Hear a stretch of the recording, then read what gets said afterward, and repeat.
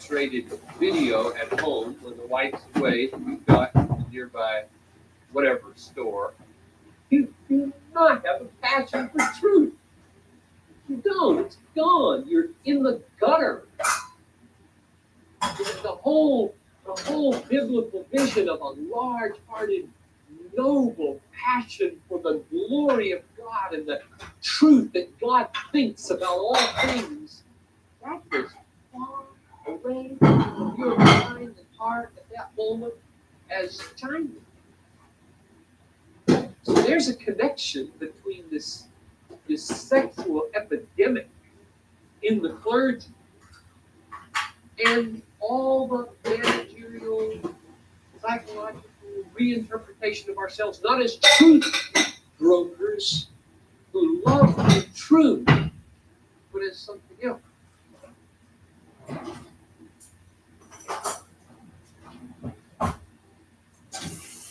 Now, I do not watch or look at pornography.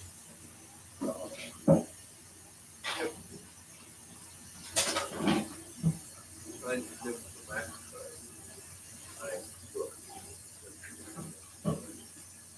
Give you some reassurance. Of course, I can lie, but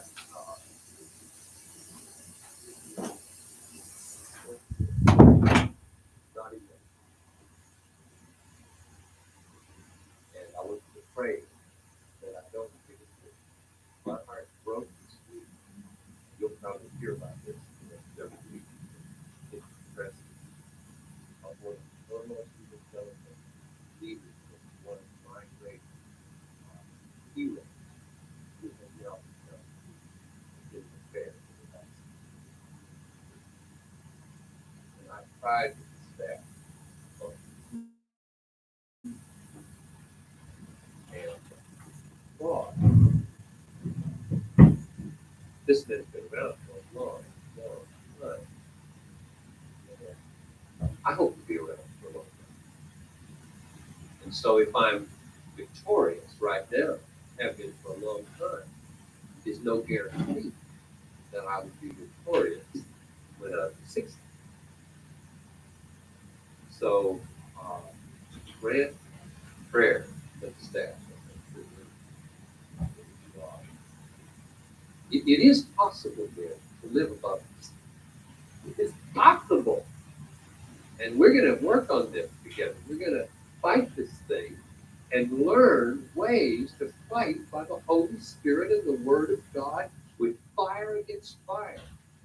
There was a day in my life when I had a pretty significant fantasy life. But God does give victory. There are ways to fight this thing and to get victory. Well, the point here is, if you give in to it, you cease to love truth. 14. Pressure from the God of this world, the Father of lies. Come to the bottom line. Not quite the bottom line. I don't think Satan is the main problem. Well, I think the main problem. But Satan is a big problem. Even if our gospel is veiled, it is veiled to those who are perishing, in whose case the God of this world has blinded the minds of the unbelieving, that they might not see the light of the gospel of the glory of Christ. So Satan is in the blinding business. And what he loves to blind us to most is glory in truth, in the gospel. The light of the gospel of the glory of Christ is what unbelievers don't see. When you see it, you are mastered by it. You follow it. Just two other texts in Satan's work. We know that we are of God, and the whole world lies in the power of it. When he speaks a lie. He speaks from his own nature, for he is a liar, father of lies. Because I speak the truth, you do not believe. Here's the real problem. remove all else. Pressure from the depraved human mind, which measures truth by its desires, not by God. We are the main problem, not Satan. Depraved hearts are the main problem, not Satan. Satan has sway only where depravity holds sway.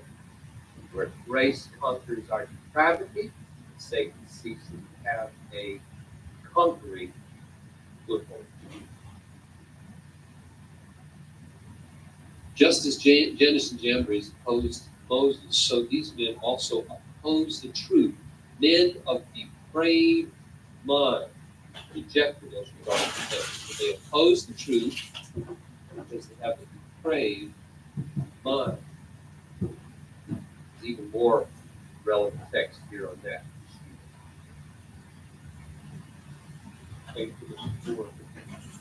Preach the word, be ready in season and out of season, reprove, rebuke, exhort, with great patience and instruction. There's a pastoral definition. Managerial, therapeutic. For the time will come when they will not endure sound doctrine, but wanting to have their ears tickled.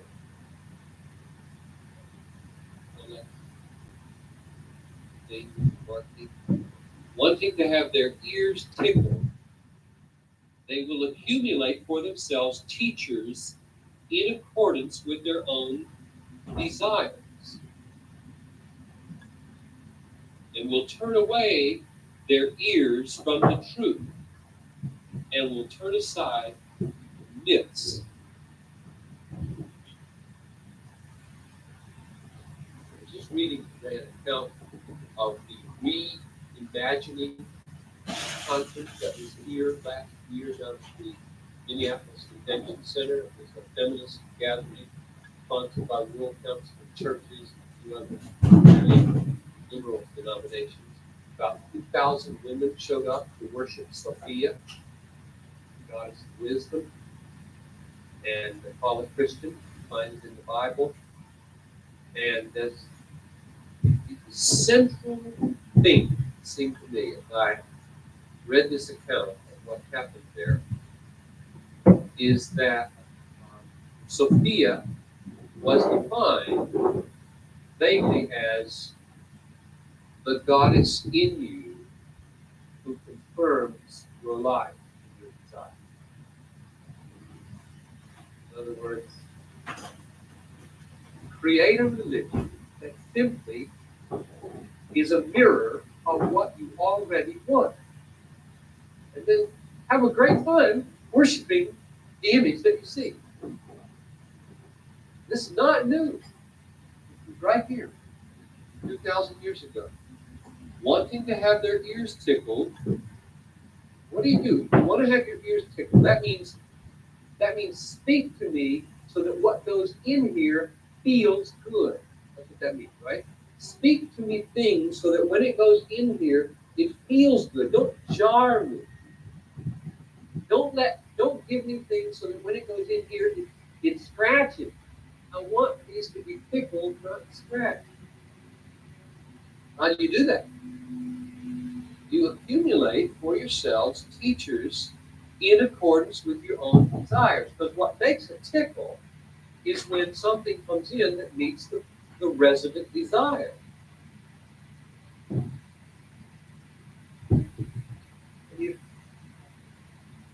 If you're not a person who wants truth, who has a fundamental desire here that, contrary to all these other desires, perhaps you want truth to come in here, and if it contradicts a half a dozen desires here that are kind of popping up out of the remnants of depravity, then you'll just cancel out the truth thing. You say, yes, stroke these desires. But you can be the kind of person who says, I want truth. And if other desires rise, and a word comes in the ear from a foundation of truth like the Bible, and it doesn't tickle, it jars, I will rejoice in the jarring because there is that fundamental desire to be truth loving and truth living. So what I'm trying to do, and what David Wells in his book, which I intend to have with here, trying to do, is awaken us to the fact that we're not making decisions by and large about what we absorb and use. It's just sweeping us off our feet by and large. And so the best I can do, I think, is to elevate our self-consciousness about the fact that the spirit of modernity is very powerful in the church and is shaping the church in sometimes unconscious ways such that we don't realize that we're being carried away and might wake up and say, the message is gone. So you're right to call me to account, to acknowledge that we can't be so countercultural in our approach that people can't understand us.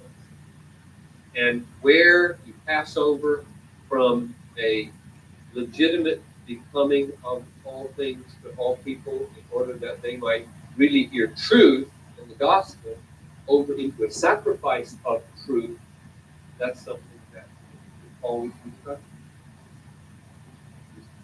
You've made us aware now of the intention, and we work on it together. We can just go instance by instance. But as a church, we have to do that every time, like in the summer, if we want to hit the streets, and we hit the streets with a drama, we hit the streets with a mime, we hit the streets with a video, we hit the streets with a worship band, we should ask ourselves real seriously, is the message that's coming through true? Have we compromised it? And is the medium so distorting the message that it's not going to get through? It's not going to break it. Other comments or questions? That's the name. Churches. There is a financial and ego pressure to fill a church. And therefore a tremendous pressure to say what people want to hear. And maybe say it, avoid things that are needful.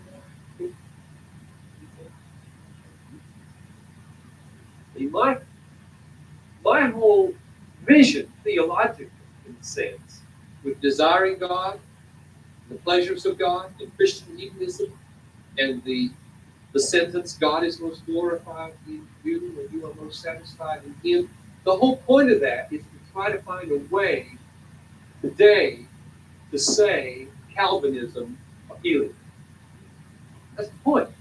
Because I believe Calvinism is truth, biblical truth, the sovereignty of God, my salvation, or any merit or initiative of my own, is true. God's absolute control over all things is true. I believe it is the most joyful message in the universe. So my whole enterprise, theologically, is to try to figure out a way with integrity and biblical faithfulness to commend the message to you. And I need to be checked. I just read a very critical article of Dan Fuller and me in the Orthodox Presbyterian Journal. And I need to read things like that because Meredith Klein at Gordon Conwell Theological Seminary thinks that I have sacrificed something very essential in my opposition to the covenant work. I don't think he did. And historic covenant theology is built upon. He thinks it calls the cross into question, the value of the active obedience of Christ into question. It turns everything underhandedly into works instead of overcoming works. I mean, it was evil. So I tore it out and I brought it over. Xerox, sending a copy to Doug Knight, and I said, "This is on the agenda for our art meetings this summer." And send a copy to Dan Fuller and say, "We got to respond to this. We got to think through this." So that as I am undertaking my theological enterprise to commend the truth, but I believe it's in the scripture in a winsome way. Am I leaving something out? Have I twisted something? Have I wrecked something? That's why you have to listen to your critics. Whoa. Another comment. Okay, the next point is why truth is so crucial. I mean, I've talked about 14 reasons and pressures in our society that make us not be truth-driven people. Why is it a big deal? Why truth is so crucial, and should it be the driving passion and commitment of the church? I'm going to give you a list of reasons why this is a burden to me. Number one, God is the truth. I've got a couple of texts for God the Father and several for the Spirit and the Son. What then? If some did not believe, their unbelief will not nullify the faithfulness of God, will it? May never be. Rather, let God be found true, though every man be found a liar. God is, he's going to be found true if every human being is a liar. For I say that Christ has become a servant to the circumcision on behalf of the truth of God. He's faithful to himself. He's the arbiter of what is real. About the Son, God the Son. Jesus said to him, I am the way and the truth. I am the truth. The life. No one comes to the Father but by me. Ephesians 4. But you did not learn Christ in this way, if indeed you have heard him and have been taught in him, just as the truth is in Jesus. And the Holy Spirit, as you know, is called, pass over that one, the Spirit of truth. When he comes, he will guide you into all truth. Jonathan Edwards has this definition of truth. Truth is the consistency and agreement of our ideas with the ideas of God. I like that definition because you could define truth this way. Truth is the accordance or the agreement of your ideas with reality. If you're out of touch with reality, you speak words and sentences that don't accord with what is, you're speaking falsehood. I think that's true. But that's just non-God talk. In other words, an atheist could say that. And I don't want to merely define truth the way an atheist defines truth. Because how does God get glory from a true definition of truth that leaves him out of account? My view of Christian education here comes through, hope, loud and clear, that it is not sufficient to say true things in order to be Christian education. You can speak total truth all day long in a class and have it not be Christian education. Because of God ignoring. And if God's ignored, he's belittled. And if he's belittled, you're in trouble. You're in big trouble if your life is devoted to belittling God. So the way I want to define truth is, yes, my words must accord fit with reality, but that's God defines reality. God defines reality. What is reality about the family? What is husband? What is wife? What is pastor? What is salvation?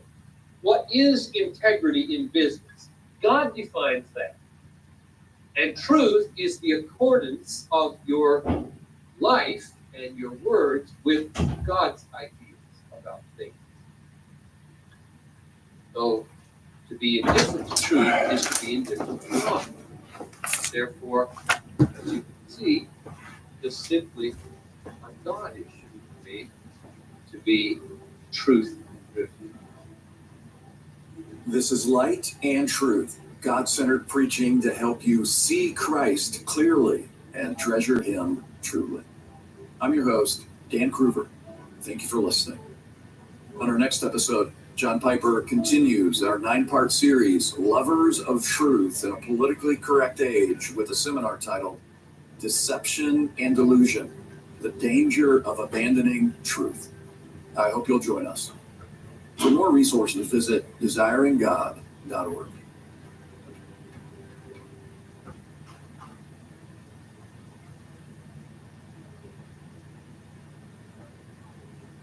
The church must come back to confidence in God's way of doing God's work. That blueprint is a blueprint that God guarantees.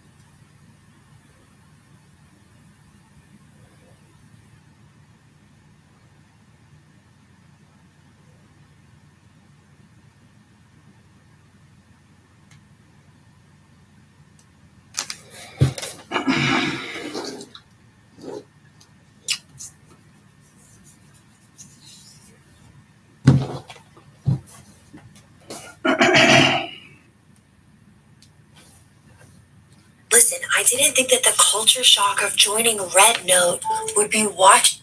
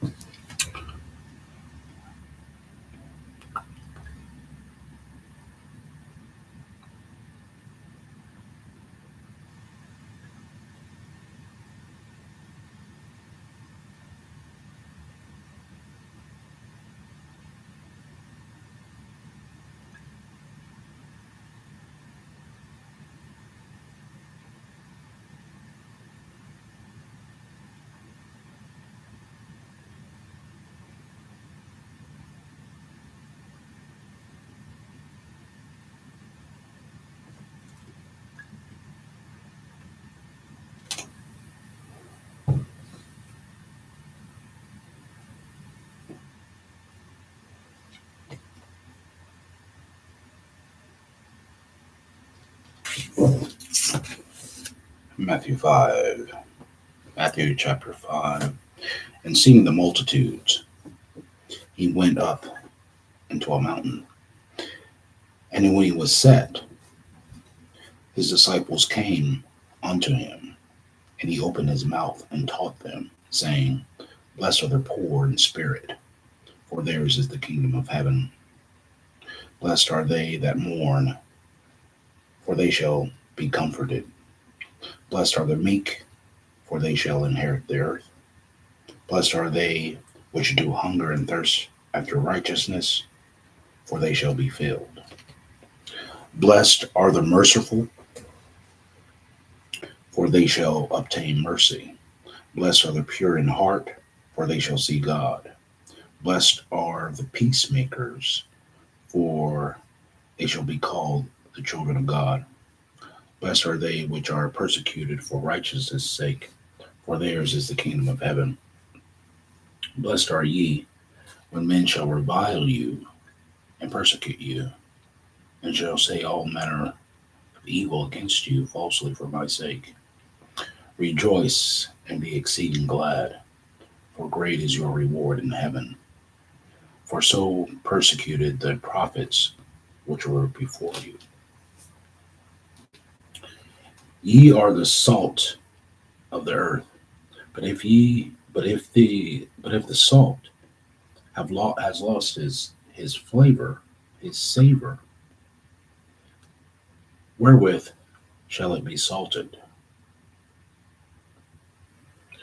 It is thenceforth good for nothing, but to be cast out and to be trodden under foot of men. Ye are the light of the world. A city that is set on a hill cannot be hid.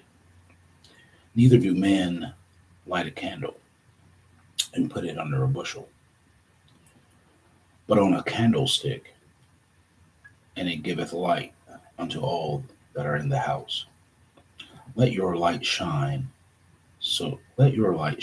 let your light so shine before men, that they may see your good works and glorify your Father which is in heaven.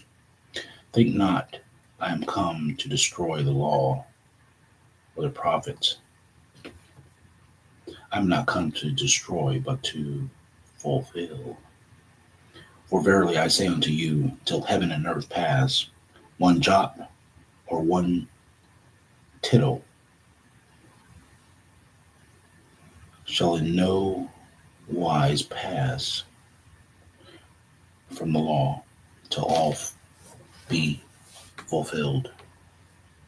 Whosoever therefore shall break one of these least commandments and shall teach men so, he shall be called the least in the kingdom of heaven. Whosoever therefore shall break one of these least commandments and shall teach men so, he shall be called the least in the kingdom of heaven. But whosoever shall do and teach them, the same shall be called great in the kingdom of heaven. For I say unto you, that except your righteousness shall exceed the righteousness of the scribes and Pharisees, ye shall in no case enter into the kingdom of heaven.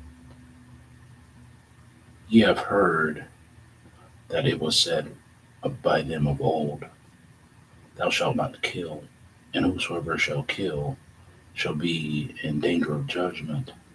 But I say unto you, that whosoever is angry with his brother without a cause shall be in danger of the judgment. And whosoever shall say to his brother, Raca, shall be in danger of the council. For whosoever shall say, Thou fool, shall be in danger of hellfire. Therefore, if thou bring thy gift to the altar, and there remembrance that thy brother hath aught against thee, leave there thy gift before the altar, and go thy way. First be reconciled to thy brother, and then come and offer thy gift. Agree with thine adversary quickly. Agree with thine adversary quickly, whilst thou art in the way with him, lest at any time the adversary deliver thee to the judge, and the judge deliver thee to the officer, and thou be cast into prison.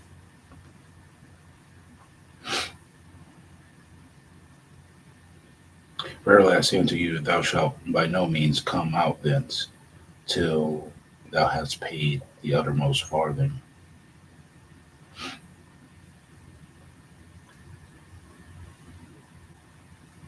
Ye have heard that it was said by them of old, thou shalt not commit adultery. But I say unto you, that whosoever looketh on a woman to lust after her hath committed adultery with her already in his heart. And if thy right eye offend thee, pluck it out and cast it from thee. For it is profitable for thee that one of thy members should perish, and not that thy whole body should be cast into hell. And if thy right hand offend thee, cut it off and cast it from thee. For it is profitable for thee that one of thy members should perish, and not thy whole body should be cast into hell. It has been said, whosoever shall put away his wife, let him give her a writing of divorcement. But I say unto you that whosoever shall put away his wife, saving for the cause of fornication, causes her to commit adultery, and whosoever shall marry her that is divorced committed adultery. Again, ye have heard that it hath been said by them of old, thou shalt not forswear thyself, but shalt perform unto the Lord thine oaths. But I say unto you, swear not at all, neither by heaven, for it is God's throne, nor by earth, for it is his footstool, neither by Jerusalem, for it is the city of the great King. Neither shalt thou swear by thy head, because thou canst not make one hair white or black. But let your communication be yea, yea, nay, nay. For whatsoever is more than these come of evil. Ye have heard that it hath been said, an eye for an eye, and a tooth for a tooth. But I say unto you, that ye resist not evil. But whosoever shall smite thee on thy right cheek, turn to him the other also. And if any man will sue thee at the law, take away thy coat, and take away thy coat. Let him have thy cloak also. And whosoever shall compel thee to go a mile, go with him twain. Give to him that asketh thee, and from him that would borrow of thee, turn not thou away. Ye have heard that it has been said, thou shalt love thy neighbor and hate thine enemy. But I say unto you, love your enemies, bless them that curse you, do good to them that hate you, and pray for them that despitefully use you and persecute you, that ye may be the children of your Father which is in heaven. For he maketh his sun to rise on the evil and on the good, and sendeth rain on the just and on the unjust. For if ye love them which love you, what reward have ye? Do not even the publicans the same? And if ye salute your brethren only, what do ye more than others? Do not even the publicans so? Be ye therefore perfect, even as your Father which is in heaven is perfect.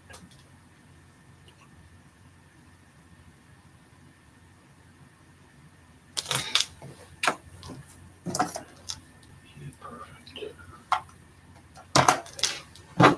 Uh-huh. Be perfect.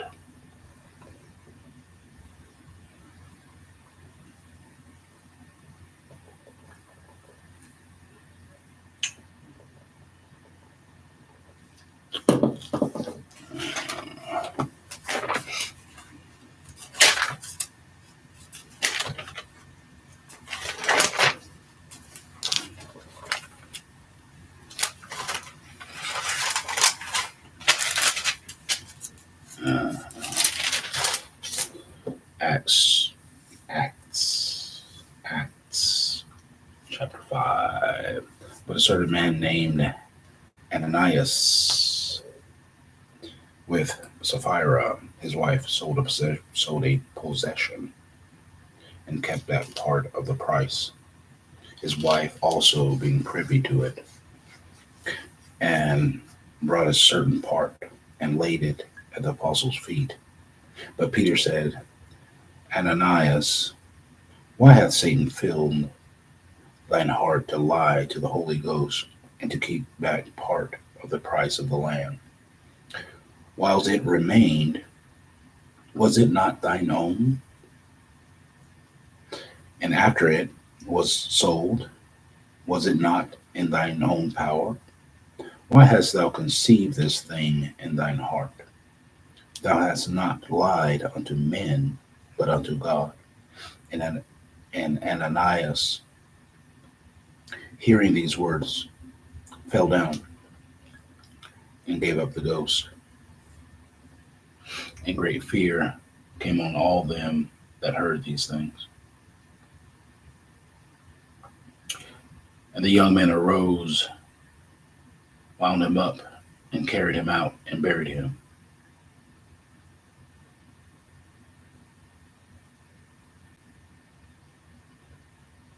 And it was about the space of 3 hours after, when his wife, not knowing what was done, came in.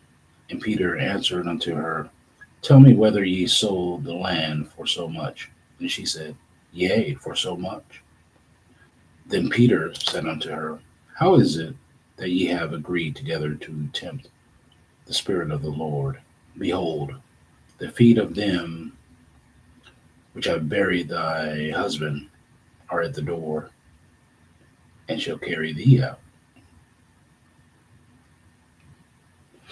Then fell she down straightway at his feet, and yielded up the ghost. And the young men came in, and found her dead, and carrying her forth, buried her by her husband. And great fear came upon all the church, and upon as many as heard these things. And by the hands of the apostles were many signs and wonders wrought among the people. And they were all with one accord in Solomon's porch. And one of the rest durst no man join himself to them, but the people magnified them. And believers were the more added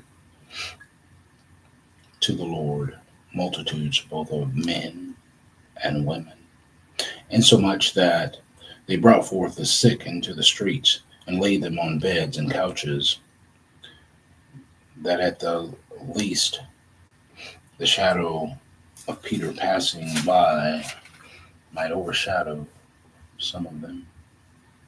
There came also a multitude out of the cities round about unto Jerusalem, bringing sick folks and them which were vexed and unclean with unclean spirits. Vexed with unclean spirits. And they were healed, every one. Then the high priest rose up, and all they that were with him, which is the sect of the Sadducees, and were filled with indignation, and laid their hands on the apostles and put them in the common prison. But the angel of the Lord by night opened the prison doors and brought them forth and said, Go, stand and speak in the temple to the people all the words of this life. And when they heard that, they entered into the temple early in the morning and taught. But the high priest came, and they were with him, and called the council together, and all the senate of the children of Israel, and sent to the prison to have them brought. But when the officers came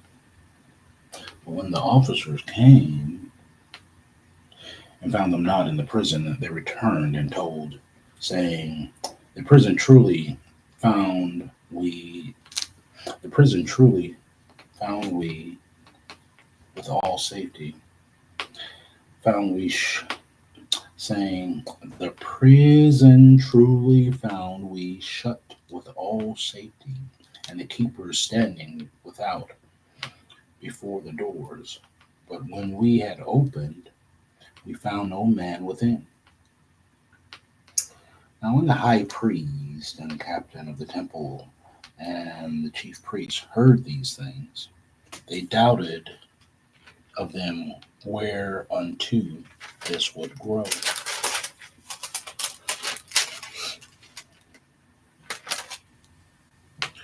Then came one and told them, saying, Behold, the men whom you put in prison are standing in the temple and teaching the people. Then went the captain with the officers and brought them without violence, for they feared the people, lest they should have been stoned. And when they had brought them, they set them before the council. And the high priest asked them, saying, Did not we straightly command you that ye should not teach in this name? And behold, ye have filled Jerusalem with your doctrine, and intend to bring this man's blood upon us. Then Peter and the other apostles answered and said, We ought to obey God rather than man. The God of our fathers raised up Jesus, whom ye slew and hanged on a tree. Him hath God exalted with his right hand to be a prince and a savior, for to give repentance to Israel and forgiveness of sins. And we are his witnesses of these things. And so is also the Holy Ghost, whom God hath given to them that obey him. And they heard that. When they heard that, they were cut to the heart and took counsel to slay them. Then stood there up one in the council, a Pharisee named Gamaliel, a doctor of the law, had in reputation among all the people, and commanded to put the apostles forth a little space, and said unto them, Ye men of Israel, take heed to yourselves what ye intend to do as touching these men.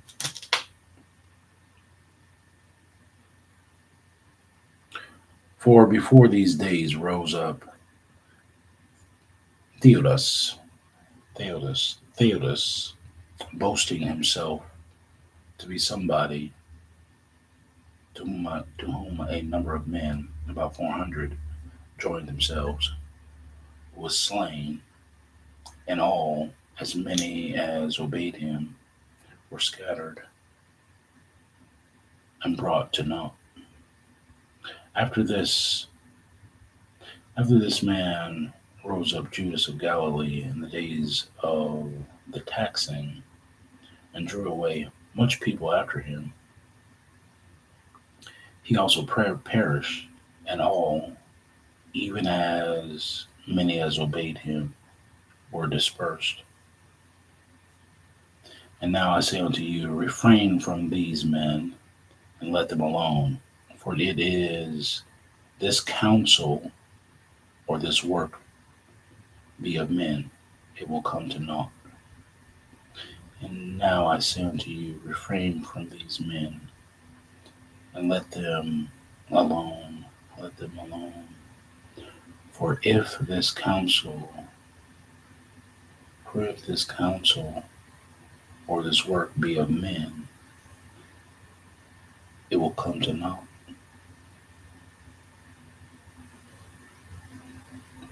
But if it be of God, you cannot overthrow it, lest haply ye be found even to fight against God. And to him they agreed. And when they had called the apostles and beaten them, they commanded that they should not speak in the name of Jesus, and let them go. And they departed from the presence of the council, rejoicing that they were counted worthy to suffer shame for his name.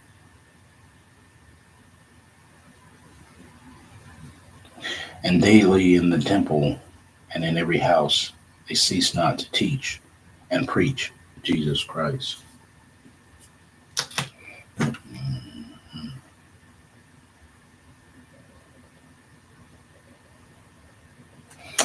Uh,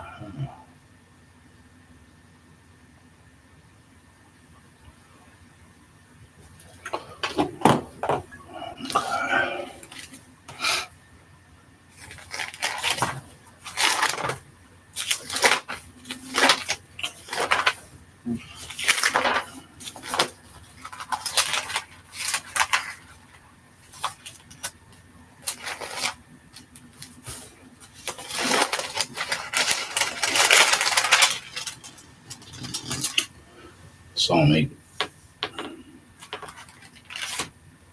Psalm 8 to the chief musician upon Gittith, a psalm of David. O Lord, our Lord, how excellent is thy name in all the earth. Who has set thy glory above the heavens?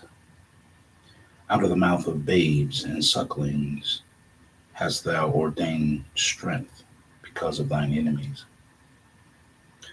that thou mightest still the enemy and the avenger. And when I consider thy heavens, the work of thy fingers, the moon and the stars, which thou hast ordained, what is man that thou art mindful of him, and the Son of Man that thou visitest him? For thou hast made him a little lower than the angels, and hast crowned him with glory and honor. Thou madest him to have dominion over the works of thy hands. Thou hast put all things under his feet, all sheep and oxen, yea, and the beasts of the field, the fowl of the air, and the fish of the sea, and whatsoever passeth through the paths of the seas. O Lord, our Lord, how excellent is thy name in all the earth. Psalm 9. To the chief musician upon Muthlabben, Psalm of David. I will praise thee, O Lord, with my whole heart. I will show forth all thy marvelous works. I will be glad and rejoice in thee. I will sing praise to thy name,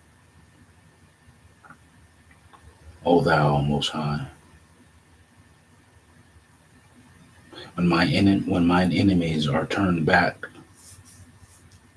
they shall fall and perish at thy presence. For thou hast maintained my right and my cause. Thou sattest in the throne judging right. Thou hast rebuked the heathen,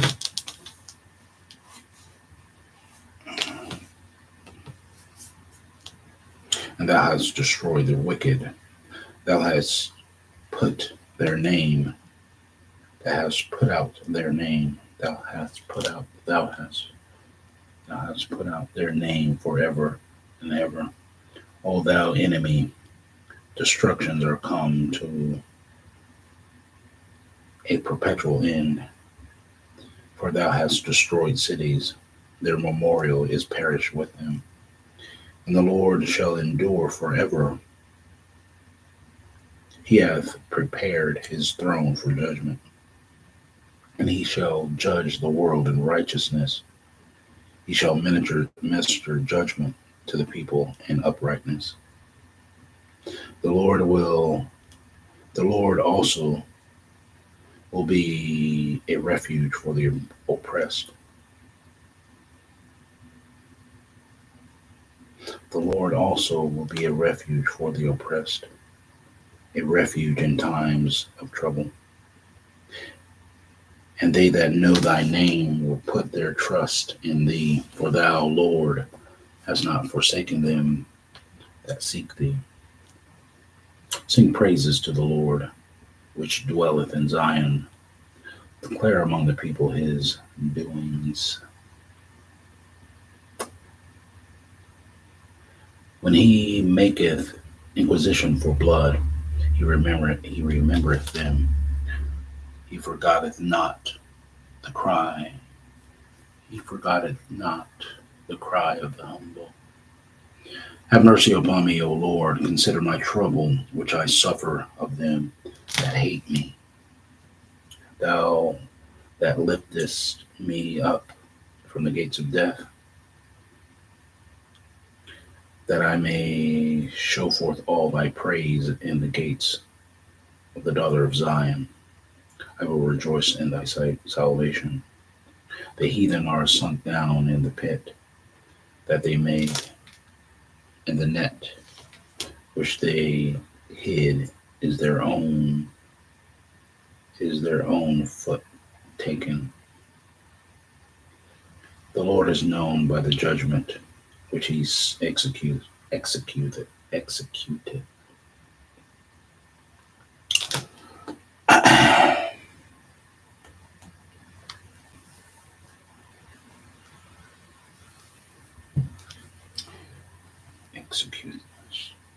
The Lord is known by the judgment which he executeth.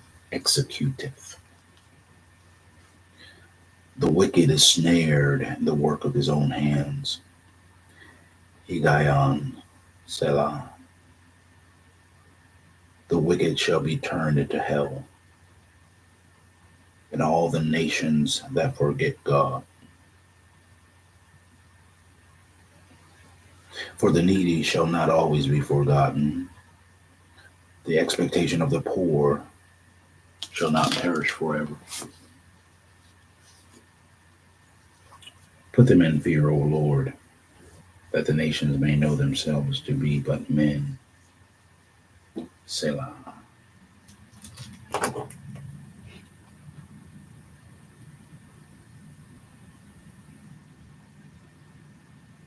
Put them in fear, O Lord, that the nations may know themselves to be but men. Selah.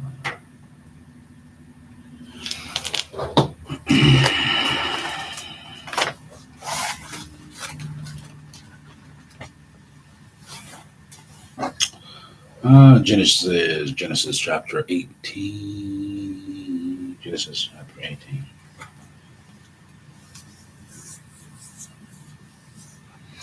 And the Lord appeared unto him in the plains of Mamre. And he sat in the tent door in the heat of the day. And he lifted up his eyes and looked, and lo, 3 men stood by him. And when he saw them, he ran to meet them from the tent door and bowed himself toward the ground and said, "O my Lord, if now I have found favor in thy sight, pass not away, I pray thee, from thy servant. Let a little water, I pray you, be fetched, and wash your feet, and rest yourselves under the tree. And I will fetch a morsel of bread, and comfort ye your hearts. After that ye shall pass on. For therefore are ye come to your servant.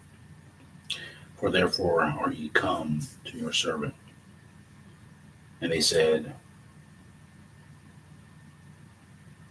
"So do as thou hast said."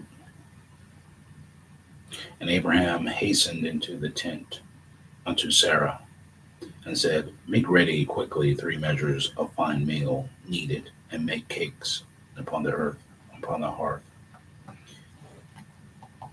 And Abraham ran unto the herd, and fetched a calf tender and good, and gave it unto a young man, and he hasted to dress it. And he took butter and milk, and the calf which he dressed, and set it before them. And he stood by them under the tree, and they did eat. And they said unto him, "Where is Sarah thy wife?" And he said, "Behold, in the tent." And he said, "I will certainly return unto thee according to the time of life, and lo, Sarah thy wife shall have a son." And Sarah heard it in the tent door, which was behind him.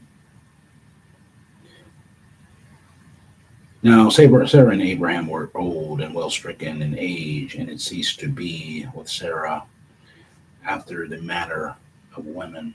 Therefore Sarah laughed within herself, saying, "After I am waxed old, shall I have pleasure, my Lord, being old also?" And the Lord said unto Abraham, "Wherefore did Sarah laugh, saying, Shall I of a surety bear a child, which am old? Is anything too hard for the Lord? Is anything too hard for the Lord? Is anything too hard for the Lord? At the time appointed, I will return unto thee, according to the time of life, and Sarah shall have a son." Then Sarah denied, saying, "I laughed not," for she was afraid. And he said, "Nay, but thou didst laugh." And the men rose up from thence and looked toward Sodom, and Abraham went with them to bring them on the way. And the Lord said, "Shall I hide from Abraham, that thing which I do, seeing that Abraham shall surely become a great and mighty nation, and all the nations of the earth shall be blessed in him? For I know him, that he will command his children and his household for him, and they shall keep the way of the Lord, to do justice and just judgment, that the Lord may bring upon Abraham that which hath spoken of him." And the Lord said, "Because the cry of Sodom and Gomorrah is great, and because their sin is very grievous, I will go down now and see whether they have done altogether according to the cry of it,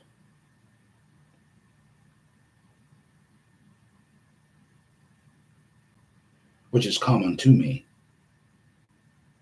And if not, I will know." And the men turned their faces from thence and went toward Sodom. But Abraham stood yet before the Lord. And Abraham drew near and said, Wilt thou also destroy the righteous with the wicked? Peradventure there be 50 righteous within the city. Wilt thou also destroy and not spare this place for the 50 righteous that are therein? That be far from thee to do after this manner, to slay the righteous with the wicked, and that the righteous should be as the wicked. That be far from thee. Shall not the judge of all the earth do right? And the Lord said, if I find in Sodom 50 righteous within the city, then I will spare all the place for their sakes. And Abraham answered and said, behold, now I have taken upon me to speak unto the Lord, which am but dust and ashes. Peradventure that there shall lack 5 of the 50 righteous. Wilt thou destroy all the city for lack of 5? And he said, if I find there 40 and 5, I will not destroy it. And he spake unto him yet again and said, peradventure there shall be 40 found there. And he said, I will not do it for 40's sake. And he said unto him, O Lord, O let not the Lord be angry, and I will speak. Peradventure there shall 30 be found there. And he said, I will not do it if I find 30 there. And he said, behold, now I have taken upon me to speak unto the Lord. Peradventure there shall be 20 found there. And he said, I will not destroy it for 20's sake. And he said, oh, let not the Lord be angry, and I will speak yet but this once. Peradventure 10 shall be found there. And he said, I will not destroy it for 10's sake.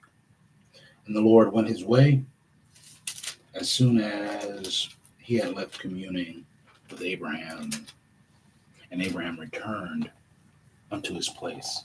Genesis chapter 19. And there came 2 angels to Sodom at even, and Lot sat in the gate of Sodom, and Lot seeing them rose up to meet them, and he bowed himself with his face toward the ground. And he said, behold now, my lords, turn in, I pray you, into your servant's house, and tarry all night, and wash your feet, and ye shall rise up early, and go on your ways. And they said, nay, but we will abide in the street all night. And he pressed upon them greatly, and they turned in unto him, and entered into his house.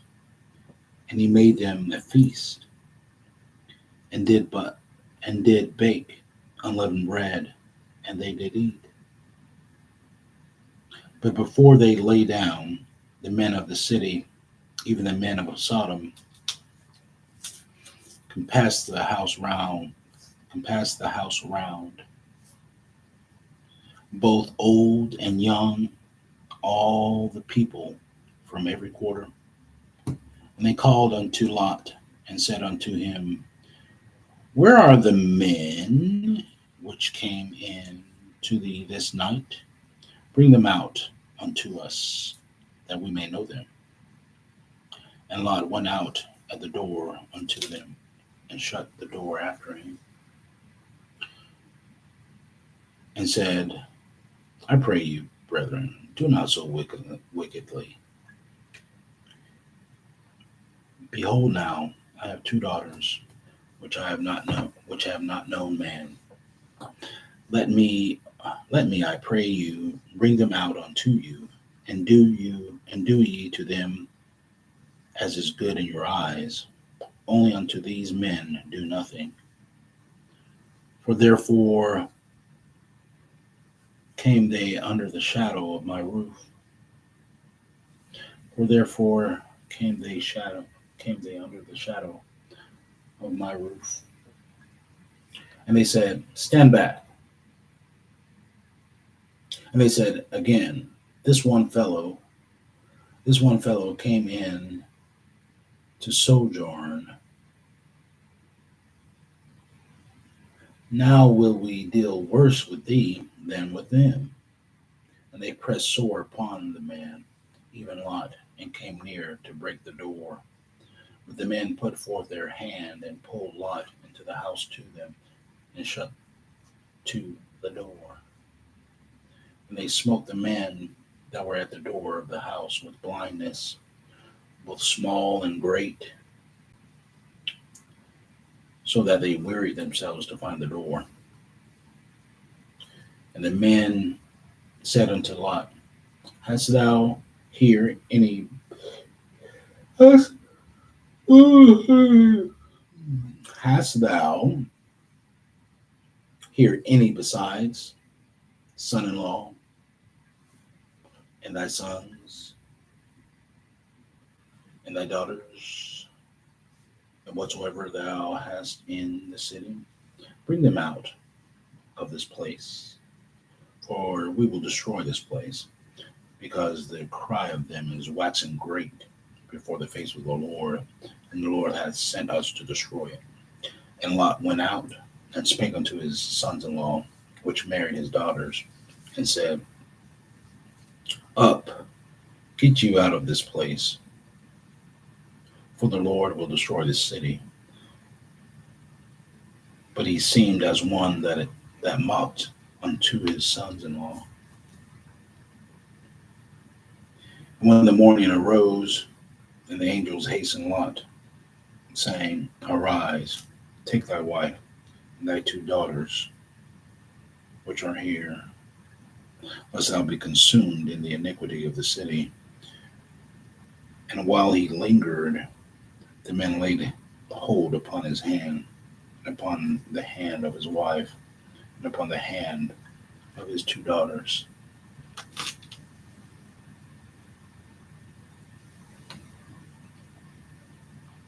The Lord being merciful unto him. And they brought him forth, and set him without the city.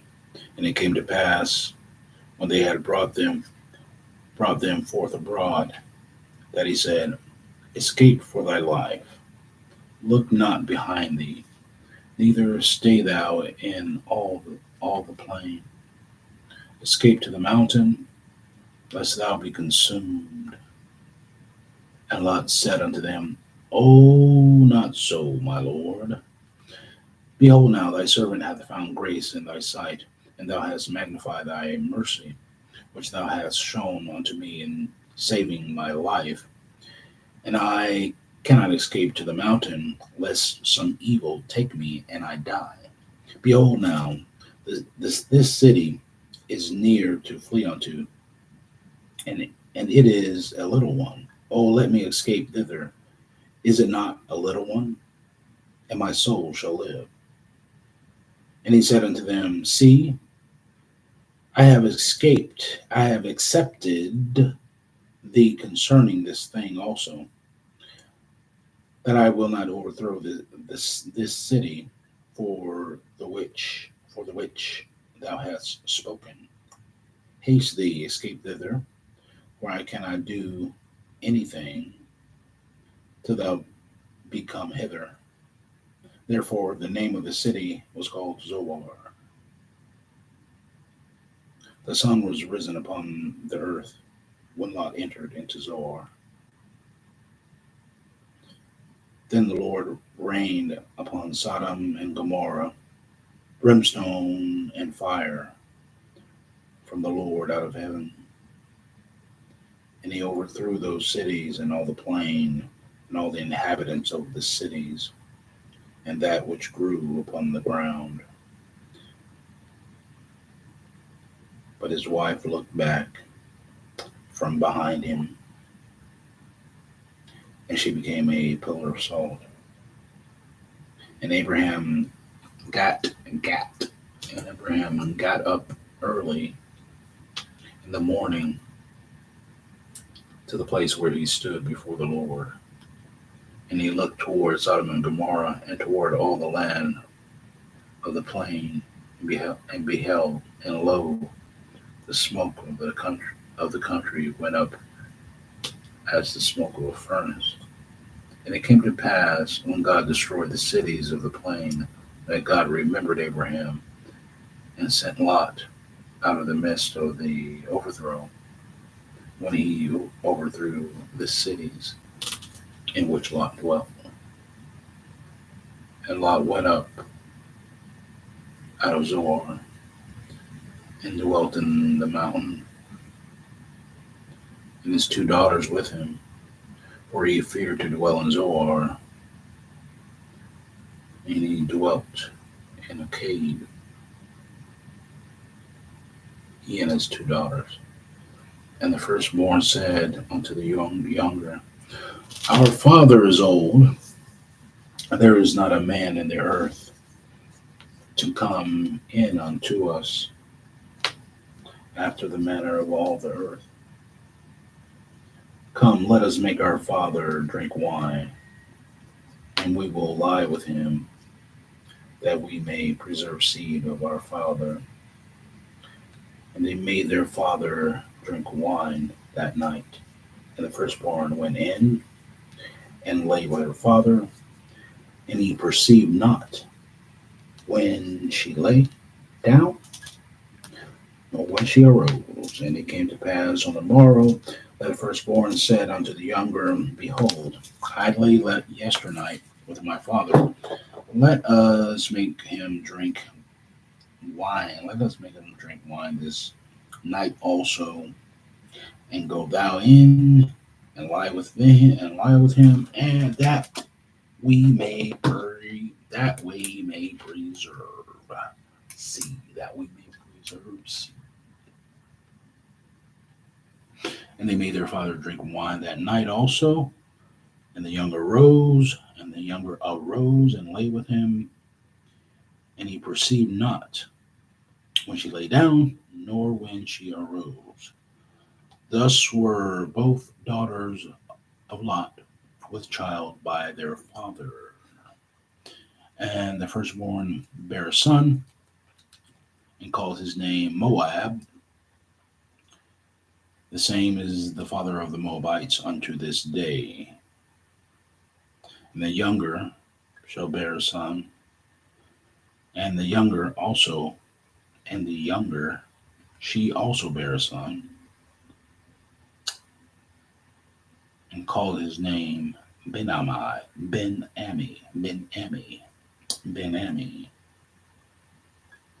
The same is the father of the children of Ammon unto this day. Ammonites, Moabites, Ammon, children of Ammon, Moabites. And Abraham journeyed from thence toward the south country, and dwelt between Kadesh and Shur, and sojourned in Gerar. And Abraham said of Sarah, his wife, She is my sister. And Abimelech, king of Gerar, sent and took Sarah. But God came to Abimelech in a dream by night, and said to him, Behold, thou art but a dead man. For the woman which thou hast taken, for she is a man's wife. But Abimelech had not come near her. And he said, Lord, wilt thou slay also a righteous nation? Said he not unto me, She's my sister? And she, even herself, said, He's my brother. In the integrity of my heart and innocency of my hands have I done this. And God said unto him in a dream, Yea, I know thou didst this in the integrity of thy heart. For I also withheld thee from sinning against me. Therefore suffered I thee not to touch her. Now therefore restore the man his wife, for he is a prophet, and he shall pray for thee, and thou shalt live. And if thou restore her not, Know thou that thou shalt surely die, thou and all that are thine. Therefore Abimelech arose early in the morning and called all his servants and told all these things in their ears, and the men were sore afraid. Then Abimelech called Abraham and said unto him, What hast thou done unto us?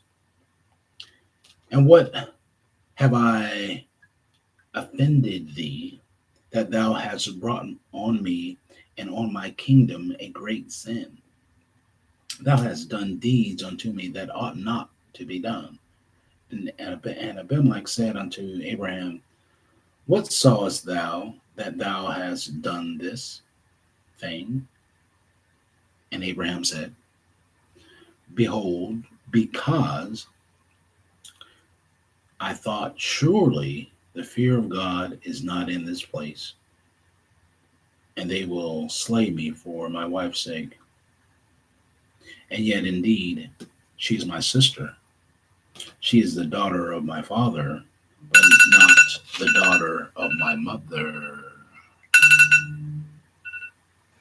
She is the daughter of my father, but not the daughter of my mother.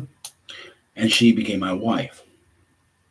And it came to pass when God caused me to wander from my father's house, that I said unto her, This is the kindness which thou shalt show unto me. At every place whither we shall come, say of me, He is my brother.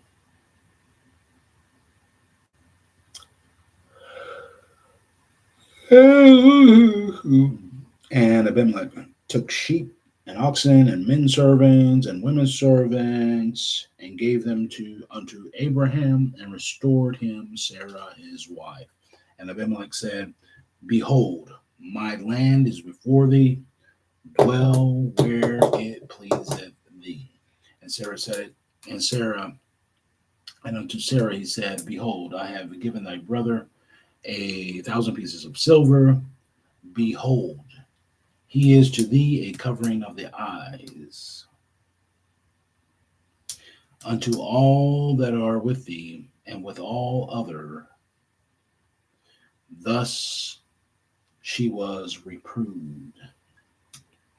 And unto Sarah he said, Behold, I have given thy brother 1,000 pieces of silver. Behold, he is to thee a covering of the eyes unto all that are with thee, and with all other.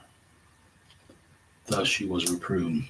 So Abraham prayed unto God, and God healed Abimelech and his wife and his maidservants, and bare children. For the Lord had fast closed up all the wombs of the house of Abimelech because of Sarah's, Abram's wife. Abraham's wife. Closed up all the wombs.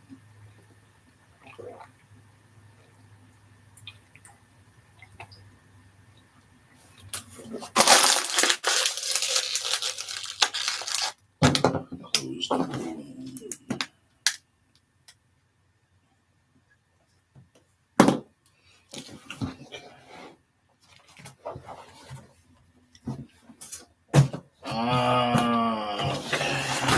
Ándale pues, ándale pues. Ándale pues. Richie. Oh, bro. Ah, brother man.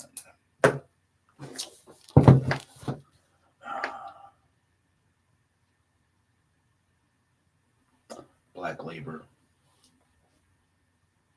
white wealth. Black labor, white wealth. The search for power and economic justice by Claude Anderson. All right. A global ranking of oppression based on skin color. A global ranking of oppression based on skin color.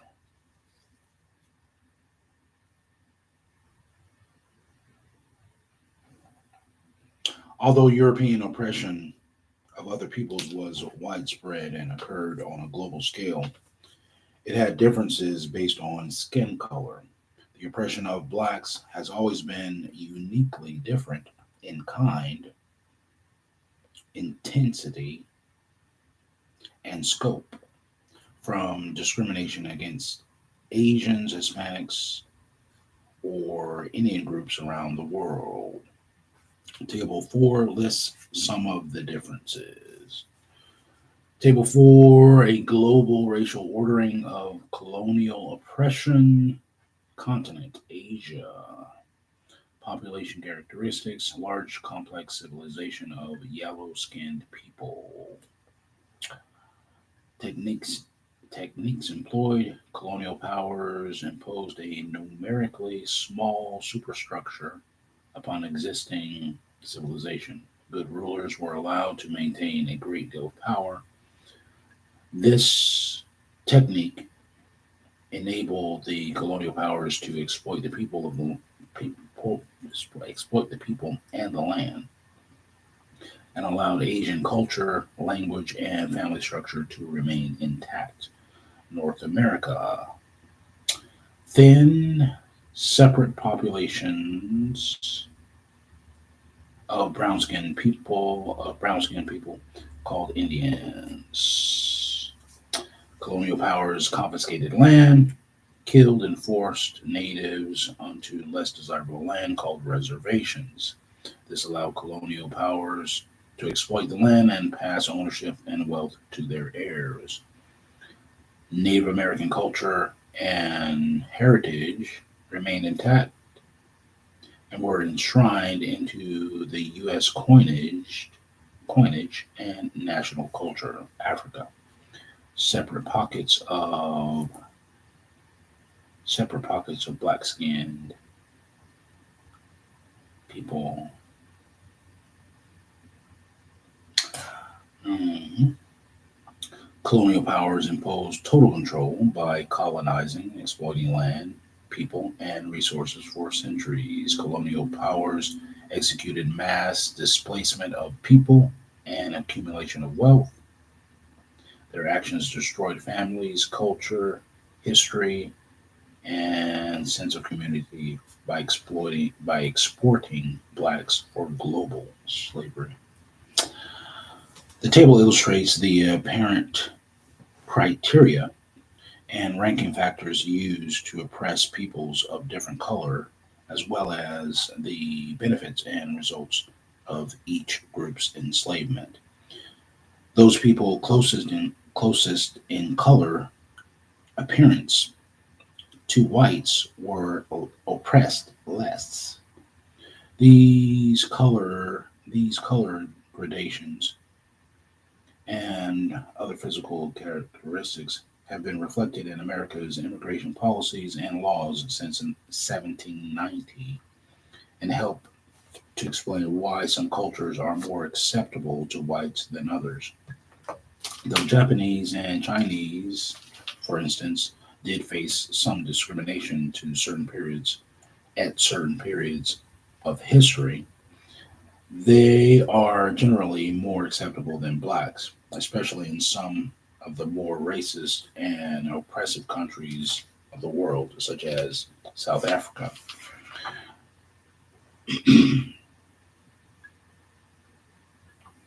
African blacks have suffered from two kinds of peculiar institutions: American slavery and international colonial oppression. Many societies established their customs and treatment of blacks based on the patterns set by European enslavers. Consequently, blacks have been subordinated to the lowest level in every nation and society. The socio psychological impact of centuries of slavery abuse, international colonization, and exploitation is cumulative, cumulative, cumulative,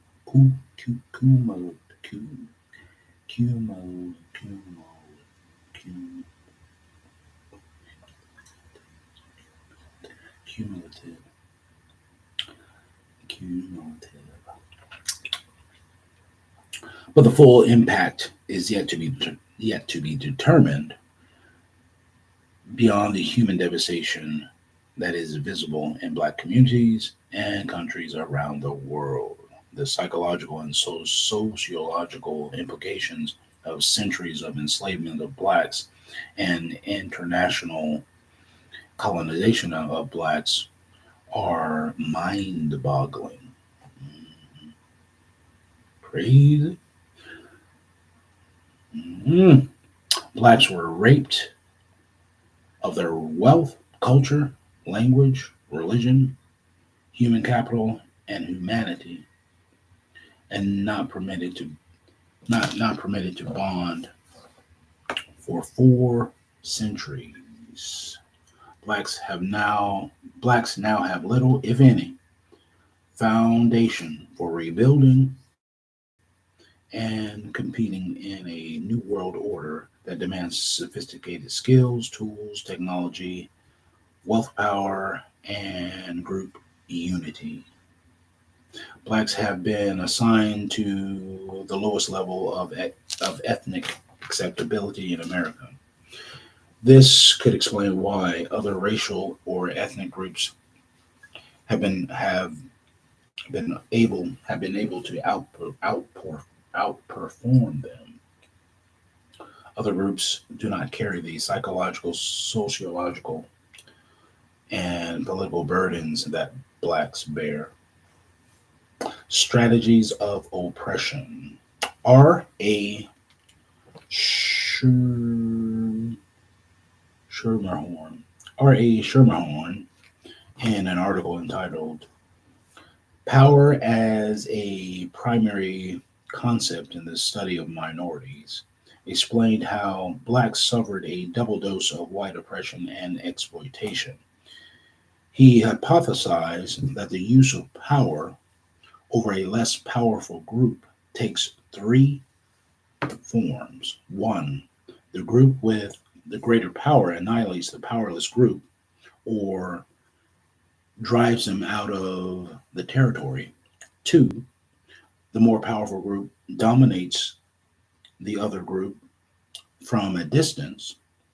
Or three, the more powerful group brings the weaker group within its own geographic boundaries and efficiently controls it. European whites have used all of these forms of power in varying degrees around the world. For example, their first form was used on American Indians to confiscate their lands. The second form is presently used by European nations to control the natural wealth of Africa. And the third form was used to control and exploit black labor in America. These control methods have secured white Europeans' power over populations and natural resources, limiting the subordinate groups' access to dominant society. Generally, the colonization and oppression of non-black people were not as severe or prolonged as it was for darker skinned people. For instance, no other racial or ethnic group was forcibly separated from their indigenous culture and country. The first blacks entered America in a questionable status aboard a Dutch warship, but shortly after, specific social sanctions were imposed against them by the colony of Maryland. Once the subordinate status of blacks was established, the plantation society incrementally fine-tuned the slavery system. Ranking of slave trading nations. Ranking of slave trading nations. Nearly every European nation at one time or another participated in the slave trading business.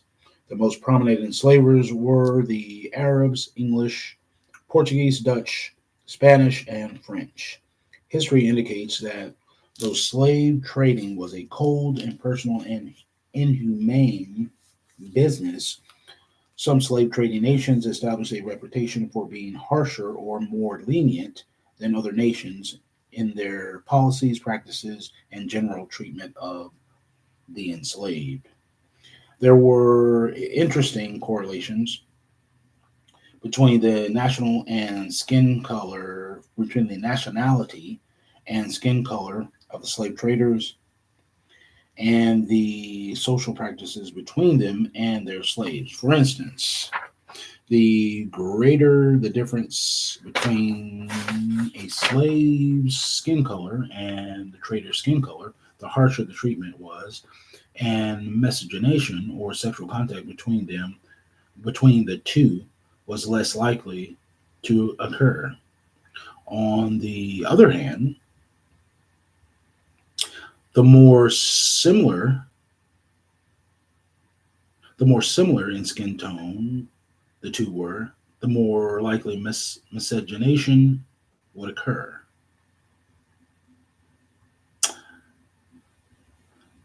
Interestingly, those nations that were the farthest away from Africa geographically were harsher than those in closer proximity. As indicated in Table 5, Arabs were rumored to be the most lenient toward black slaves, yet they have practiced slave trading longer than any other nation. Arabs continue the practice of enslaving and selling black Africans. Table 5, the ranking of harshness in the trading of black slave. Traders, country of origin, harshness rating, traders, skin color, duration rating, duration rating, black assimilation part, the black assimilation policy. Ranking key 1 equals the harshest slave trading customs. Also 1, okay. 1, the longest period of involvement in slave trading. Thus, traders from England were the harshest, and those from Arab nations have the longest period of involvement. All right. England 1, white 5, forbidden. France 2, white. Uh,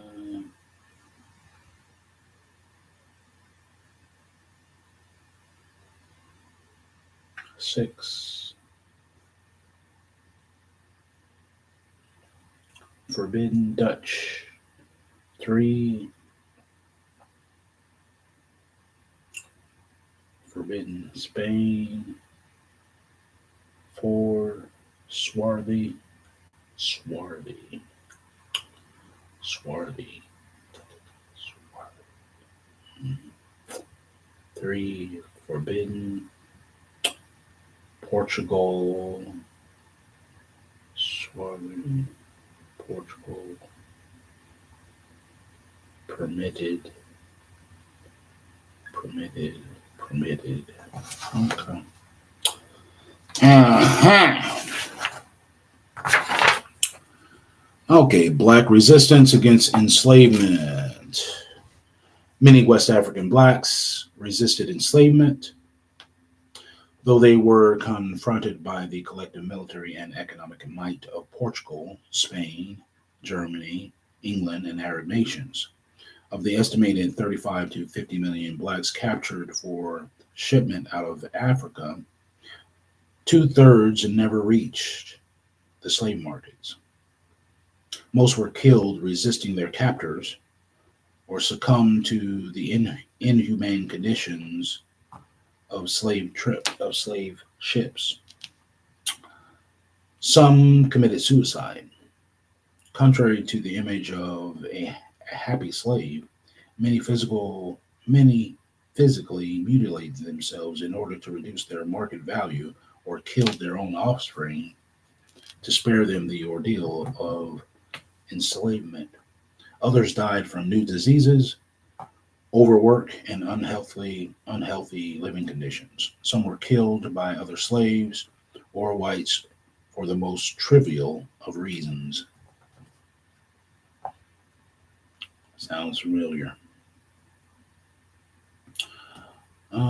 Slave rebellions tended to be less less drastic. For instance, some rebel slaves simply impeded the work process by breaking work tools, feigning illness, running away, and refusing to work. Some sought their freedom and revenge by setting fires to plantation buildings and the master's houses. There were so many incidents of poisoning that many states passed laws prohibiting blacks from working in and around drugstores or supplies. Though it was a capital offense for blacks to defend themselves or strike a white person, there were about 150 to 200 organized slave rebellions. Unlike the Indians or the Mamelukes, blacks eventually accepted slavery and complied with societal laws that forbade self-defense, insurrection, and attempts to escape. They acquiesced, then appealed to white conscience and morality in hopes of getting whites to end slavery. Even today, blacks use the same technique, trying to overcome the legacies of white racism, abuse, and exploitation. It is clear that new methods must be employed. It's clear that new methods must be employed. Most black appeals to the moral conscience of white society have fallen on deaf ears. John Locke, a prominent philosopher, summarized White's feelings about the plight of blacks when he said that an abused or enslaved man had the moral obligation to take up arms in defense of his own freedom, even if it meant his death.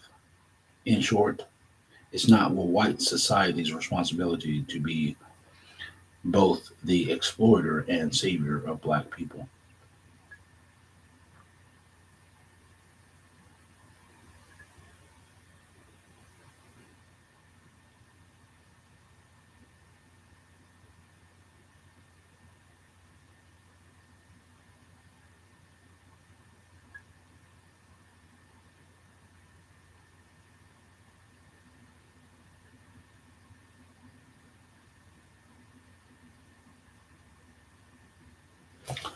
Conclusion: the enslavement of Africans gave this nation his class structure and labor base and strongly influenced its political and economic ideologies.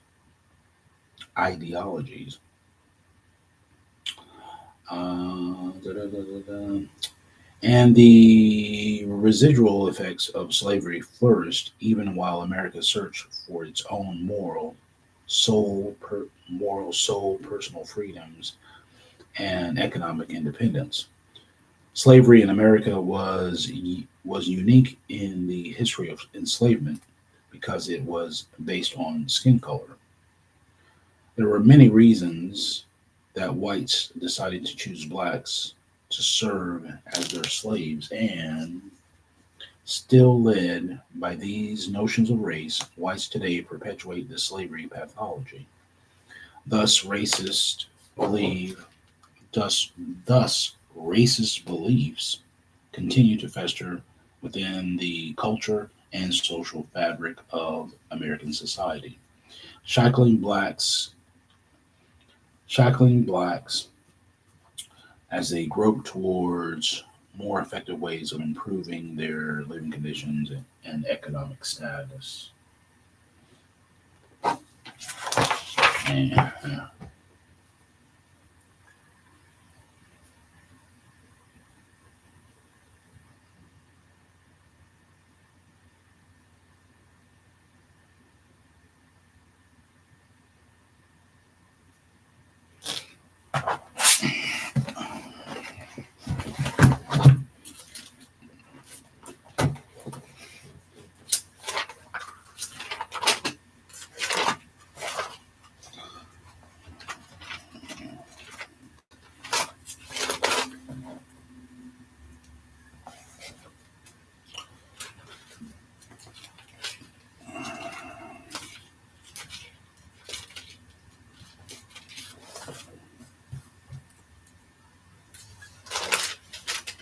I say unto you,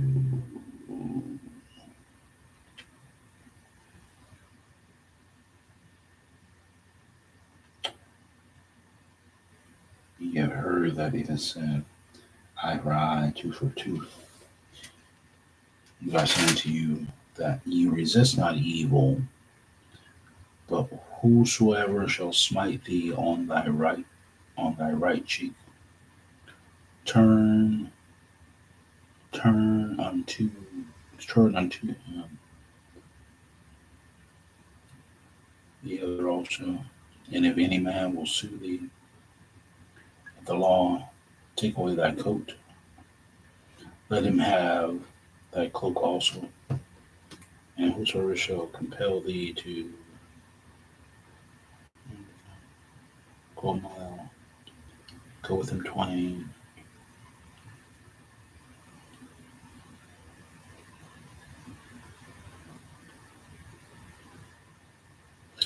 Give to him that asketh thee, and from him that would borrow of thee, turn not thou away. Ye have heard it said, thou shalt love thy neighbor and hate thine enemy. But I say unto you, love your enemies. Love your enemies. Bless them that curse you. Do good to them that hate you. And pray for them which despitefully use you and persecute you,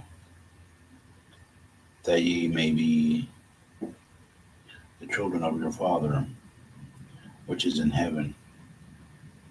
For he maketh his sun to rise on the evil and the good, and sendeth rain on the just and unjust. For if ye love them which love you, what reward have ye? Do not the publicans the same? If ye salute your brethren, what do ye more than others?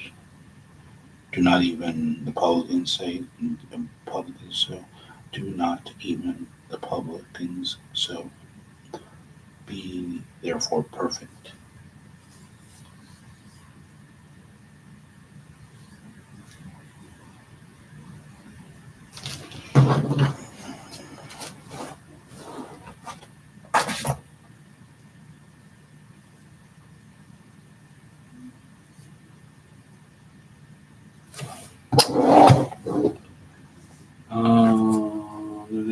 Why blacks cannot emulate ethnic immigrants? Why blacks cannot emulate ethnic immigrants? Where is blackness in the rainbow? Where is blackness in the rainbow? Claude Anderson.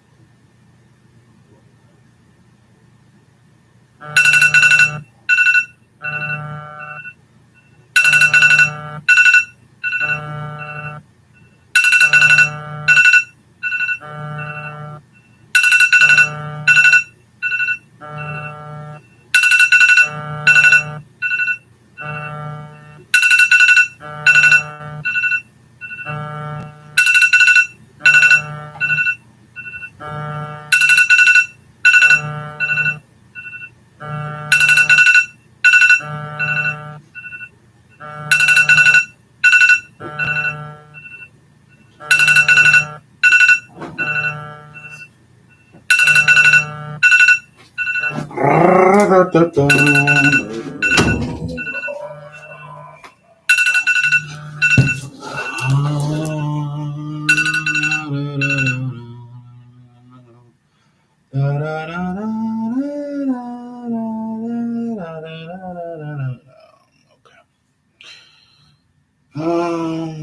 blacks cannot emulate ethnic immigrants. During the last 3 decades, it has become politically correct to dump blacks and their racial problems into broad categories such as ethnic issues, special interests, and minority groups. It is also popular now to view the grievances of all groups as equal in all respects, placing blacks into an aggregation of dissimilar groups and equating their circumstance with other minorities is little more than political sleight of hand, an illusion of equality in a so-called colorblind American society. America is far from being colorblind, and inequality exists only in the minds of those who pretend that inequality is equality. America is far from being colorblind, and equality exists only in the minds of those who pretend that inequality is equality. It is disingenuous to equate Black Americans' condition with any other ethnic, religious, or so called disadvantaged minority. Blacks have a unique history in this country in that their status was predetermined by the dominant society's and national public policy on the use of Black Americans. Grouping blacks with lesser aggrieved groups, in effect, mutes and obscures the legitimate grievances of blacks while veiling the moral, legal, and financial responsibility the dominant society has to correct the suffering of 36 million Black Americans. Declarations that the country is now colorblind are misstatements that resolve nothing. The colorblind myth simply maintains the status quo, thereby keeping blacks non competitive and marginal. If 4 centuries of slavery and Jim Crowism have taught blacks anything about race relations, it is that as long as people can see color will be a factor. As long as people can see, color will be a factor. Both by nature and nurture, humans are motivated to be self-centered and to place their self-interest above all others. Self-interest leads to competition among individuals and groups for material and social gains. Carl N. Degler reasoned that in a fluid and competitive social structure, all devices are used or called upon to assist in the gaining and maintenance of status, power, and economic advancement. Dominant white society has a long history of masking the reasons that it would not that it dominant society has a long history of masking the reasons that it would not correct the debilitating conditions that it has imposed on Black people. Dan Lacey, an historian, criticized the hypocrisy of the dominant society's attitude towards blacks, saying whites denounce blacks as lazy and lacking ambition, while they resent while they resent black competition. Whites denounce blacks. Whites denounce blacks as lazy and lacking ambition, while they resent black competition. They are angered by taxation for welfare and other social programs, but are equally angered by equal opportunity and affirmative action job policies for blacks. They mock the lower academic achievement of black children, then assign the best teachers, materials, and financial resources to white schools in the suburbs. Whenever blacks attempt to change their circumstances by demanding assistance from the various levels of government, whites predictably ask the question, why can't blacks be self-sufficient like the Jews, Italians, or other ethnic groups and help themselves rather than going to the government for assistance? Some blacks, those who lack competitive skills and income opportunities, ask government and white society for public assistance because they prefer public aid to stealing. They prefer public aid to stealing what they need. Some blacks, those who lack competitive skills and income opportunities, ask government and white society for public assistance because they prefer public aid to stealing what they need. Most blacks are demanding compensation or reparations from the government for the centuries of expropriated expropriated expro, expropriated labor and the legacies of slavery and Jim Crowism that continue to place European whites, Hispanics, and Asians over them. Blacks are too socially and economically handicapped to effectively compete in an integrated society with advantaged racial and ethnic groups or other protected minorities, such as women and the disabled. To classify and equate blacks with these groups is not only a dishonest, do nothing approach, it also portends serious future, portends serious future, portends futures, portends serious future social disturbances. America has maintained a racial and ethnic ranking of preference. See Table 6. That places European whites, Asians, Hispanics, and Indians over American blacks. These preferred groups have a double advantage over blacks. They have a higher social acceptability, and they were never mistreated by dominant white society or government the way 16 generations of blacks have been treated. This double advantage makes it clear why it is inappropriate and misleading to lump blacks into a minority category along with preferred and protected groups.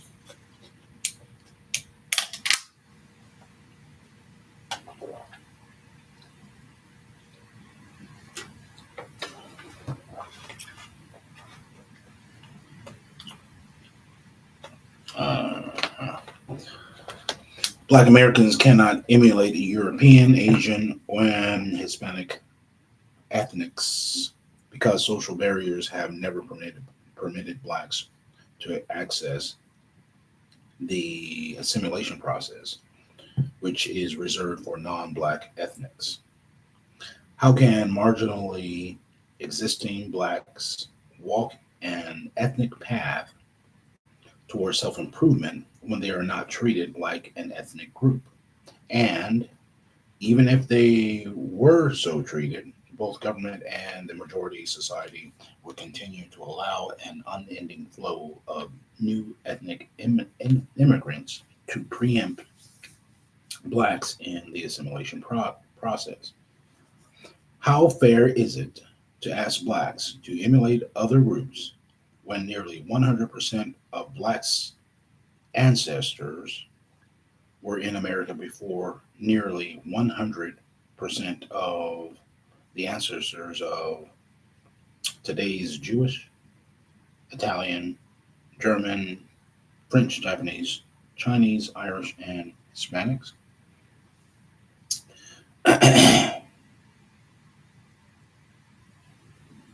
Yet these yet these more recently arrived Yet these more recently arrived ethnic groups have been assimilated and blacks have not.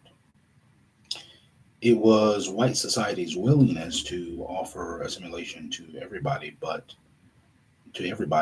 blacks that has placed the greatest burden on blacks and forced them to now seek alternative routes outside of mainstream society to gain economic and political power.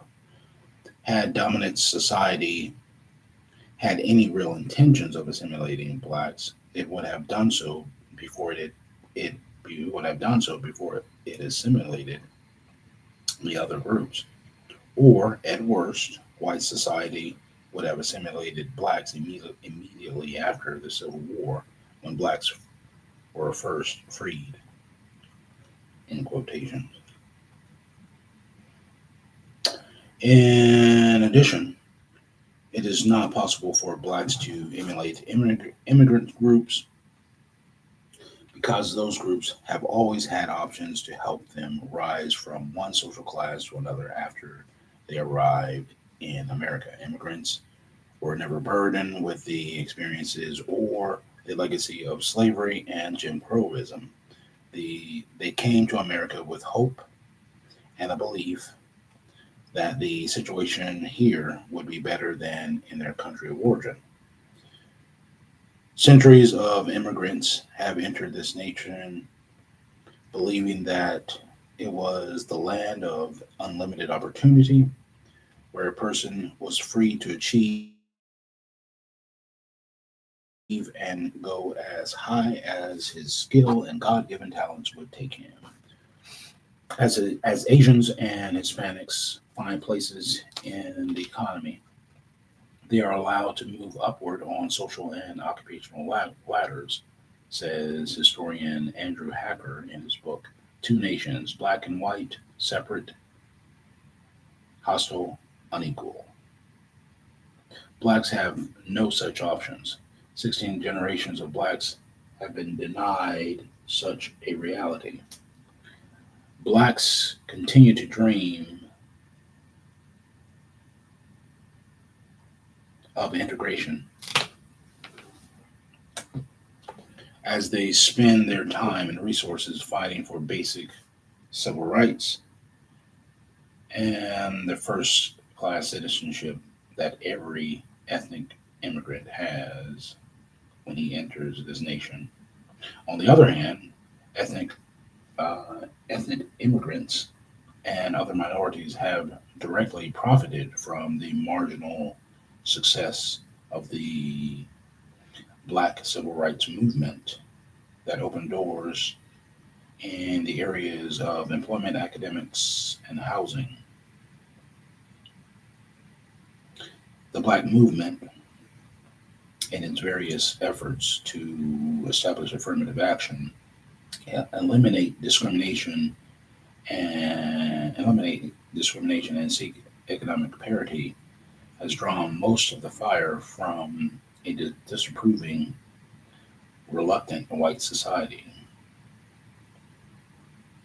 The Black movement, in its efforts to establish affirmative action and eliminate discrimination and seek economic parity, has drawn most of the fire from a disapproving, reluctant white society. When forced to make a civil rights accommodation, whites have hired women, Asian, and Hispanic ethnics, and the handicapped ahead of blacks. These other groups have achieved significant advances over the past 2 decades, piggybacking on the civil rights legislation blacks fought long and hard to win. Blacks' economic socioeconomic push was effectively neutralized when they became minorities. The definition of minority continues to expand and become more amorphous, amorphous, amorphous, amorphous, amorphous, amorphous, amorphous, amorphous, amorphous, amorphous, amorphous. Today, almost everyone is a minority in some way. Anything that applies to every group has no real meaning for any group. Anything that applies to every group has no real meaning for any group. However, the term minority holds major political advantage for those who wish to maintain a status quo. Blacks are further undermined when included in a minority category because none of the other so-called minorities were statutorily deprived by the government of their humanity or their right to enjoy the fruits of their own labor.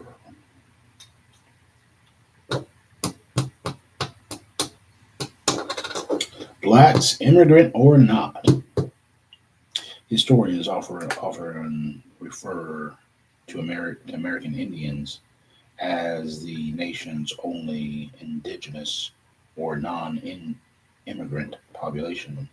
This notion is false. If American Indians are America's only non-immigrants, then that would make black immigrants, then that would make blacks immigrants, which they are not. If American Indians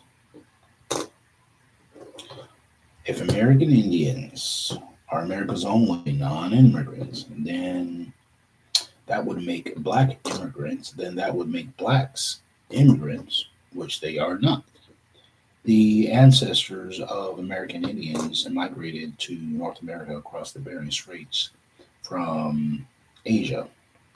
Black Americans did not immigrate to America. They were transported to America against their will. Inherent in the term immigrant is the element of choice in the selection of a new home in a new nation. Many ethnic immigrants come to America fully equipped with economic know-how and business acumen that they develop in their own country, in their home country.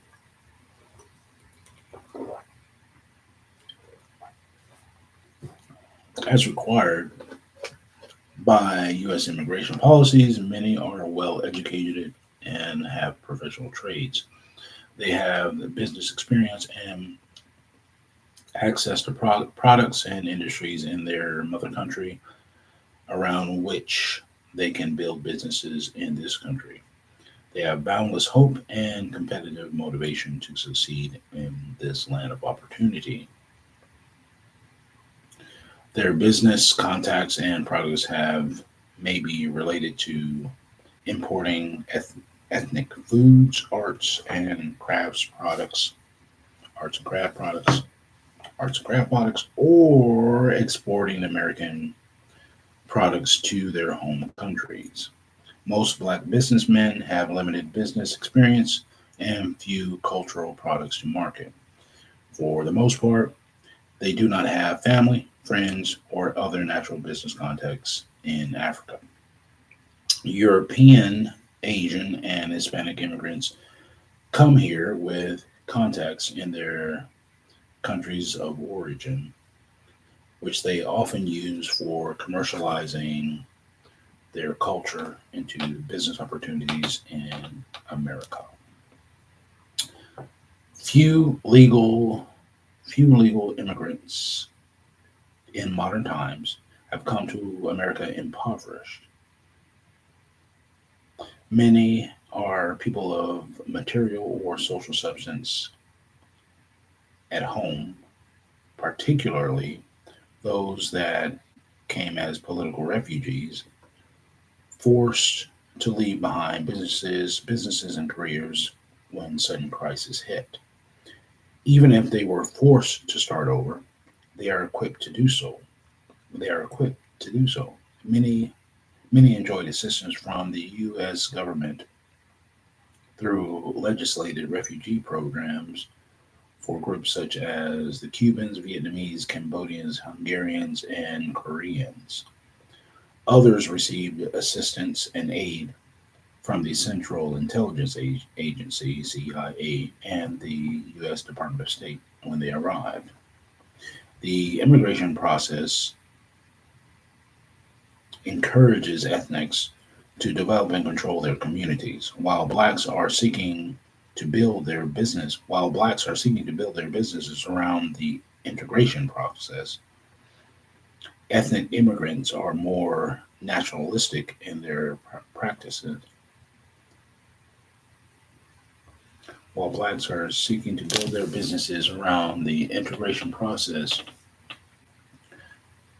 Ethnic immigrants are more nationalistic in their practices. They do not buy into the melting pot myth. They do not buy into melting pot myth. Understanding the principles of the way this country's economy works, uh, they seek to create specialized niche, niche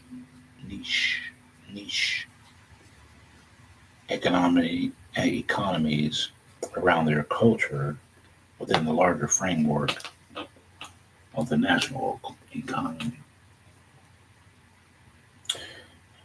Immigrants are not opposed to venturing into other racial or ethnic communities to take advantage of. Immigrants are not opposed to venturing into other racial or ethnic communities to take advantage of wealth building opportunities, but they keep their own community relatively closed to outsiders. This is true in the Little Italies, Chinatowns, and Little Havanas in this country. In Miami, Florida, for example, Cubans control the number of non-Cuban business going. Cubans control the number of non-Cuban business going into their communities of Little Havana and Hialeah. Unlike blacks, ethnic immigrants practice a business home rule that says, I got my neighborhood, now I will get yours. I got my neighborhood, now I will get yours. They demonstrated their home rule philosophy and influence in 1992 when Cuban residents boldly blocked Iranian businessmen from opening stores in their communities solely because the entering business owners were not Cuban. Uh, as a major business owners in black neighborhoods in Miami area, Cubans own most of the bars, liquor stores, grocery stores, automobiles, parts stores, banks, and gas stations in black neighborhoods. Cuban business owners take capital out of black neighborhoods, but will not allow non-Cuban businesses to set up or take capital out of their communities. Clearly, they understand the power dynamics of group economics. Blacks do not.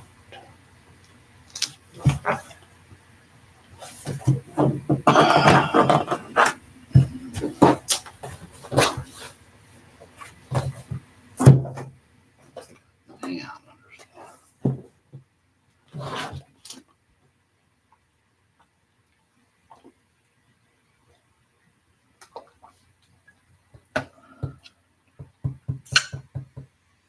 All right.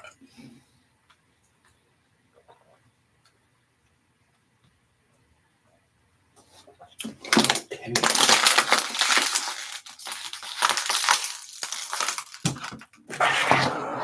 We'll be back after these messages.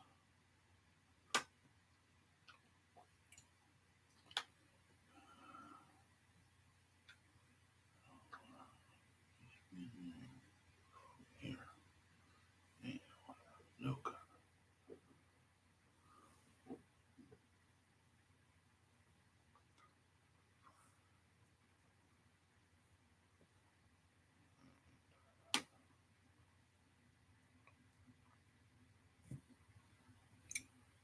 I don't know what to tell you.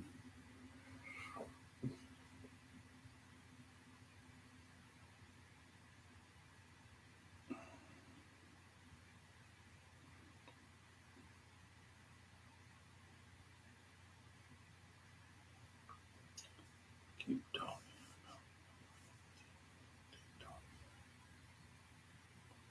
Keep talking. It's about to come out.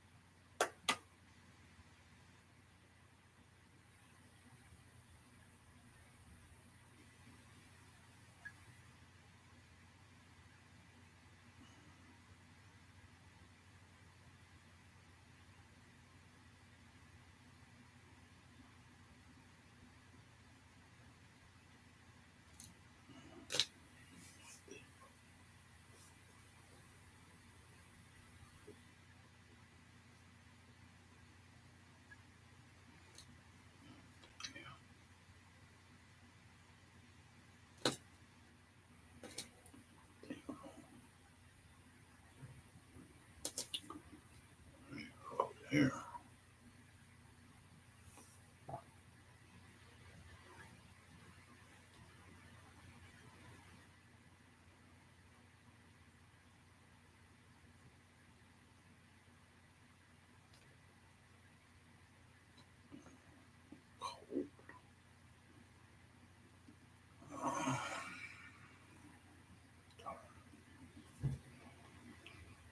Promise you.